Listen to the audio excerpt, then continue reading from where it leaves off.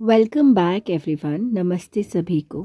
आज घटस्थ योगा श्रृंखला महर्षि घिरंट में हम यह जानने का प्रयास कि योगी और भोगी प्रवृत्ति में हम भोगी प्रवृत्ति से दूर कैसे रह सकते हैं। तो हम बात शुरू करते हैं शुद्ध अवस्था से। यहाँ पर स्वामी निरंजनानंद सरस्वती जी ने शुद्ध अवस्था को जोड़ा है हमारे मन की उस स्थिति से जब हमारे मन में किसी के भी प्रति कोई भेदभाव आंतरिक तौर पर बिल्कुल भी नहीं रहता। हम स्थितियों में पड़े होते हैं, हमें स्थिति समझ आ रही होती है और हमें दिख रहा होता है फर्क, लेकिन अंदरूनी तौर पे हमें वह समझ आ जाता है कि भेद नहीं है, बातें दो नहीं है, एक ही है।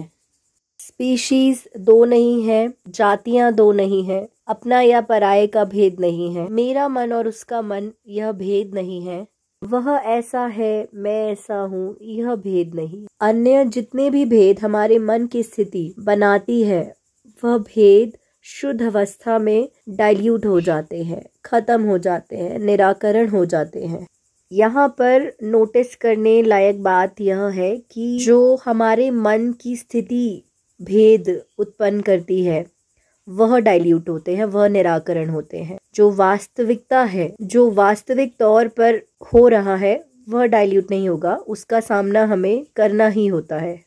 और वास्तविक है या फिर हमारे मन की स्थिति है, यह भेद तो आप या हम सभी तभी जान पाएंगे जब चिंतन होगा, गहरा चिंतन होगा, ध्यान की स्थिति तक पहुंचेंगे। यहाँ पर आगे बताया गया है कि जब मैं शुद्ध तत्व को देखती हूँ और वहाँ पर पहुँच चुकी हूँ तब मेरे भीतर के सभी विकार, व्यवधान या रुकावटें मिट चुके होते हैं और मैं समर्पण की अवस्था में पहुँच जाती हूँ और मैं उस रूप में अपने आप को देखती हूँ और उस रूप से मिलना चाहती हूँ। तो यहाँ से एक बात और नोटिस कर सकते हैं कि जब मन की स्थिति की शुद्ध अवस्था में हम पहुँचते हैं तो उसे पता लगाया जा सकता है जब हम समर्पित महसूस करें, जब हम डिवोटेड हो जाएं या फिर किसी एक सोच के प्रति सरेंडर कर दें, खुद के इमोशंस, खुद की फिजिकल बॉडी, खुद के सेल्फ को हम डिवोट कर दें या फिर सरेंडरिंग टू द डिवाइन। तो जब समर्पण की यह भावना उत्पन्न हो तब हम समझ सकते हैं कि हम शुद्ध अवस्था में पहुंच गए हैं।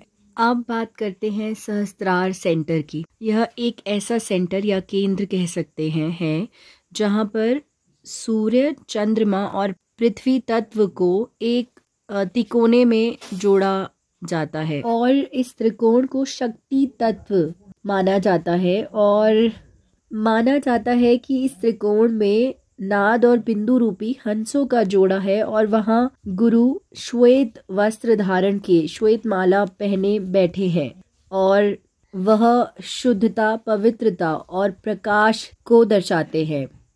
कहते हैं कि जो शुद्ध है, जो निर्मल है और जो प्रकाशित है वह गुरु या ईश्वर वहाँ पर विद्यमान है उस सहस्त्रार केंद्र में। और माना जाता है कि उनके बगल में लाल वस्त्र धारण किए शक्ति बैठी है। कमलात्मिका शक्ति को सहस्त्रार की देवी माना गया है जो हमारे चेतना के विकास की प्रतीक है।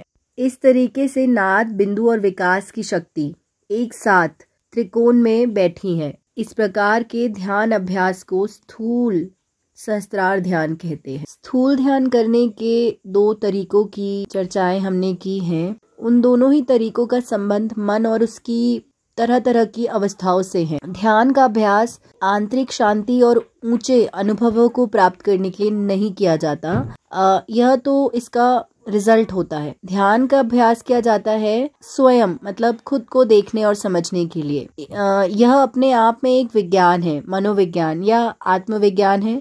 यह आत्मविज्ञान ध्यान की विभिन्न विधियों का प्रयोग करता है। यहाँ पर बहुत ही अच्छी बात बताई गई है कि हर मन के भीतर समझ की एक स्थिति रहती है और हम उस स्थिति से खुद को हटाने में सक्षम नहीं होते, क्योंकि जब हम यह प्रयास करते हैं तब हमारा जो एक बेस होता है ना, हमारा सेल्फ होने का, जिसको हम मैं कहते हैं, वह पूरा हिल जाता है, असंतुलित हो जाता है। जीवन में इस असंतुलित अवस्था से गुजरना हम लोगों की सबसे बड़ी कठिनाई है।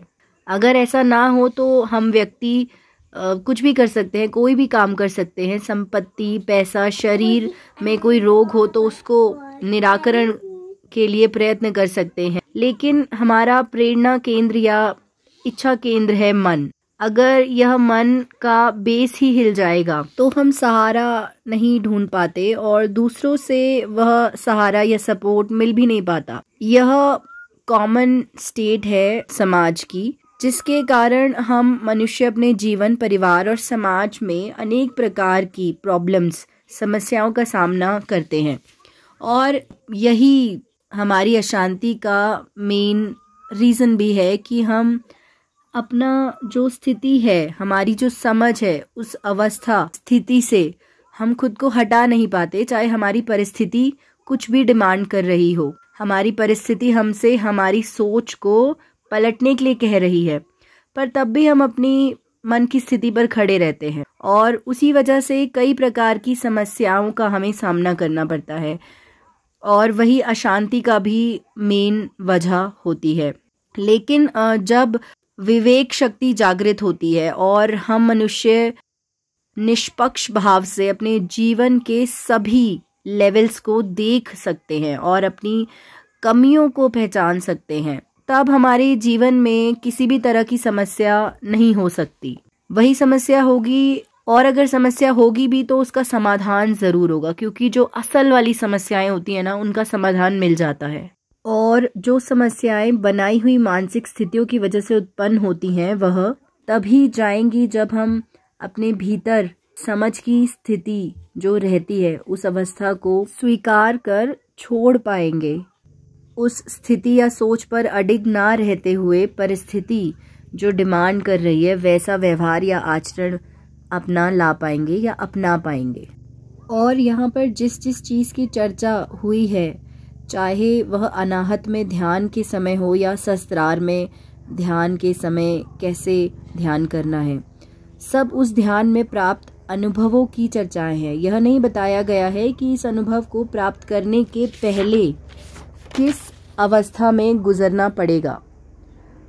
प्रारंभिक अवस्था को समझने के लिए अलग अलग व्यक्तित्व, मानसिकता, व्यवहार और विचारधारा के अनुसार अलग अलग अवस्थाओं से, स्थितियों से गुजरना पड़ता है। तरह तरह की परिस्थितियों में हमारी जो मनोस्थिति है या मानसिकता है, अलग अलग तरह से सामने आती है।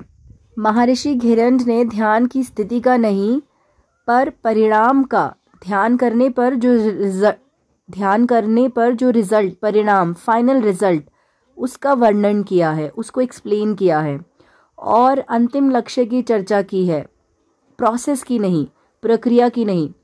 प्रक्रिया हमें खुद समझनी पड़ेगी और यह तभी पॉसिबल है जब विवेक शक्ति, समझने की क्षमता और सही और व्यापक दृष्टिकोण से देखने की क्षमता हमें प्राप्त हो। और यह एक अंतर के तौर पर बताया गया है योगी और भोगी में, कि योगी एक व्यापक दृष्टिकोण को अपनाने का प्रयत्न करता है और भोगी एक संकीर्ण वातावरण में रहकर उससे प्रभावित हो जाता है। यहाँ तक सुनने के लिए बहुत धन्यवाद। अब कल जारी रखेंगे।